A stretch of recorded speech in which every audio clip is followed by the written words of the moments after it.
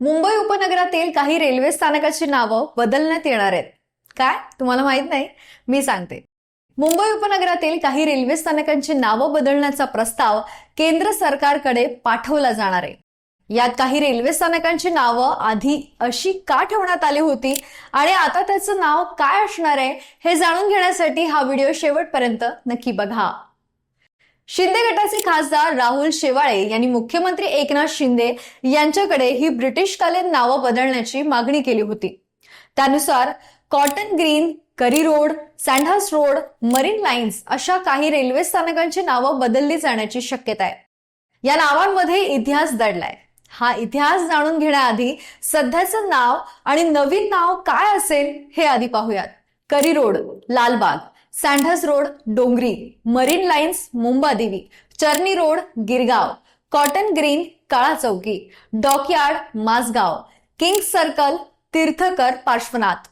आणि काही ठिकाणी मुंबई सेंट्रलचं नाव नाना जगन्नाथ शंकर शेठ असंही घेतलं जात आहे आणि याचंही नाव प्रस्तावात आहे. या सगळ्या नावांची एक वेगळी गोष्ट आहे. मुंबईतील रेल्वे स्थानकांच्या नावाला एक इतिहास आहे. त्यामुळे आता या रेल्वे स्थानकांची नावं बदलली की जुन्या नावांची गोष्ट काय आहे हे जाणून घेऊयात. सँडहर्स्ट रोड या नावाला तर काही जण एक काही वेगळ्याच नावाने उच्चार करतात. सँडहर्स्ट रोड हे नाव कोणाला घेताना ते वेगळ्या पद्धतीत घेतात. संडास रोड वगैरे बोलतात. त्याच्यामुळे हे नाव जरा ते खूप आनंदाची गोष्ट आहे आमच्यासाठी. सँडर्स हे कुणाचंही नाव नाहीये, ती एक पदवी आहे. 1895 ते 1900 दरम्यान मुंबईचे गव्हर्नर राहिलेल्या विल्यम मॅन्सफिल्ड यांच्या पदवीवरून या स्थानकाला सँडहर्स्ट रोड असं नाव देण्यात आलंय. विल्यम हे पहिले विस्काउंट सँडहर्स्ट होते. सँडहर्स्ट रोडला हे नाव बदलून डोंगरी हे नाव दिलं जाऊ शकतं. डोंगर या शब्दावरून डोंगरी हे नाव मिळालं आहे. डोंगरी नावाचा एक परिसर या स्थानकाच्या जवळ आहे, म्हणून या स्थानकाला डोंगरी हे नाव देण्याचा प्रस्ताव आहे. मुंबई सेंट्रल मुंबईच्या मधोमध असलेल्या 1930 साली बांधण्यात आलेल्या या स्थानकाला मुंबई सेंट्रल हे नाव पडलं होतं. मुंबईच्या दळणवळणाचं हे मध्यवर्ती केंद्र असणार होतं, म्हणूनच या स्थानकाला हे नाव देण्यात आलं. मुंबई सेंट्रलचं नाव बदलून नाना जगन्नाथ शंकर शेठ असं नाव देऊ शकतात. जगन्नाथ शंकर शेठ मुरकुटे हे ग्रेट इंडियन पेन्सिलिन रेल्वेच्या संस्थापक सदस्यांपैकी एक होते. 19व्या शतकातील समाजसुधारक आणि व्यावसायिक म्हणून त्यांना ओळखलं जातं. मरीन लाईन्स 19व्या शतकात या भागात असलेल्या ब्रिटिशकालीन मरीन बटालियनच्या बॅरिक्सवरती या स्टेशनचं नाव देण्यात आलं होतं. त्यानंतर या बटालियनच्या इमारतीचं रूपांतरण वायुदलातील सैनिकांच्या सदनिकांमध्ये केलं गेलं. मरीन लाईन्स हे नाव बदलून मुंबादेवी असं नाव देऊ शकतात. मुंबादेवीला मुंबईची ग्रामदेवता म्हणून मान्यता आहे. दक्षिण मुंबईत मुंबादेवीचं नाव एक प्रसिद्ध नाव आहे आणि हे प्रसिद्ध मंदिरही आहे.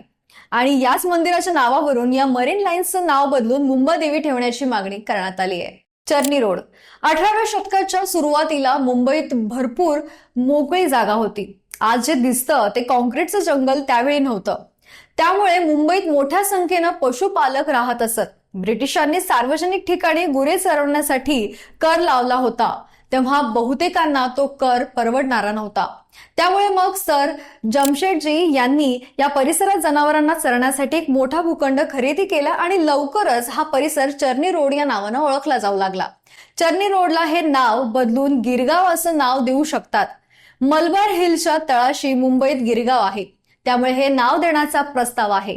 करी रोड 1865 ते 75 पर्यंत बॉम्बे, बडोदा आणि मध्य भारतीय रेल्वेचे एजंट असलेला चार्ल्स करी नावाच्या या व्यक्तीवरून त्यांचं नाव हे रेल्वे स्थानकाला देण्यात आलं. करी रोडला हे नाव बदलून लालबाग असं नाव देऊ शकतात. या नावाच्या इतिहासाबाबत दोन गोष्टी सांगितल्या जातात. पहिली म्हणजे 14व्या शतकात इथं हजरत लाल शाह बाबा किंवा लाल शाह साबचा दर्गा होता, म्हणून या भागाला लालबाग असं नाव देण्यात आलं. दुसरी गोष्ट म्हणजे या भागात असणाऱ्या सूतगिरणांमध्ये काम करणारे बहुतांश कामगार हे कम्युनिस्ट पक्षाचे सदस्य होते. कम्युनिस्ट पक्षाचा झेंडा लाल होता आणि म्हणून या भागाला लालबाग असं नाव पडल्याचं सांगितलं जातं. कॉटन ग्रीन हे एक ऐतिहासिक स्थळ आहे. इथूनच भारताच्या कापसाचा व्यापार सुरू झाल्याचं मानलं जातं. ब्रिटिशांच्या काळात या भागात कापसाची मोठमोठी गोदामं होती. या भागात कॉटन एक्सचेंजची एक इमारत आजही उभी आहे. आर्ट डेको शैलीमध्ये बांधलेल्या या इमारतीला हिरवा रंग देण्यात आला होता, कारण आजूबाजूला परिसरही हिरवागार होता. त्यामुळे या स्थानकाला कॉटन ग्रीन असं म्हटलं जाऊ लागलं. कॉटन ग्रीनला हे नाव बदलून काळा चौकी हे नाव दिलं जाऊ शकतं. काळा चौकी पोलीस चौकीवरून हे नाव देण्याचा प्रस्ताव आहे. डॉकयार्ड रोड या स्थानकाजवळ असणाऱ्या नौदलाच्या तळावरून याला डॉकयार्ड रोड असं नाव मिळालं. ब्रिटिश काळात जहाज बांधणीसाठी आणि दुरुस्तीसाठी वापरलं जाणारं बॉम्बे डॉकयार्ड इथून जवळ आहे. डॉकयार्ड रोडला हे नाव बदलून माझगाव हे नाव देण्यात येईल. मुंबईतल्या माझगाव नावाच्या परिसरावरून हे नाव मिळालं आहे. आणि किंग सर्कल, किंग्स जॉर्ज पाचवे यांच्या नावावरून किंग सर्कल हे नाव पडलं. किंग सर्कल हे नाव बदलून तीर्थंकर पार्श्वनाथ हे नाव दिलं जाऊ शकतं. या स्थानकाच्या परिसरात असलेल्या पार्श्वनाथ मंदिरावरून हे नाव देण्याचा प्रस्ताव आहे.